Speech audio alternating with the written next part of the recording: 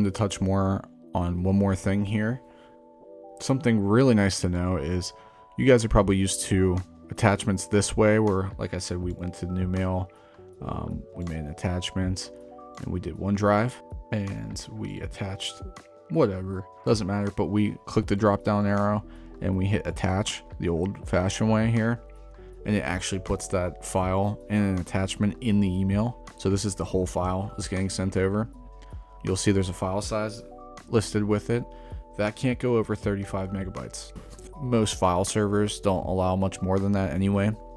So that is a limitation with attaching something like this, whereas attaching something with a link doesn't work that way. As long as it's hosted in someone's OneDrive, so it's hosted in the cloud, and the owner of that file sends me a link to it. This is just a link with some coding that is saying whoever clicks this link, give them access to that file with this specific access, whether it's can read or can edit. So it's just a link to it. So there's no file size to this at all that you need to worry about.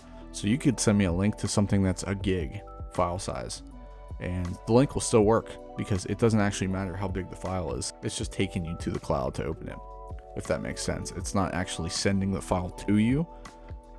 You're traveling to that spot where it's hosted in the cloud and opening it that way.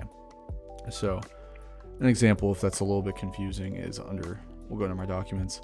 If I sent somebody a link to this folder, they're going to come in through OneDrive and just open up the folder without me ever sending the whole file to them. So that's why file size doesn't matter. But just note, you'll have to be the owner to send a link.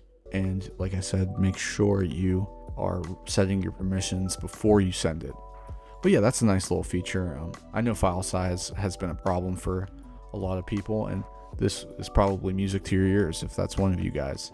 So yeah, that's a really nice feature with OneDrive, and you'll hear some more as we go on.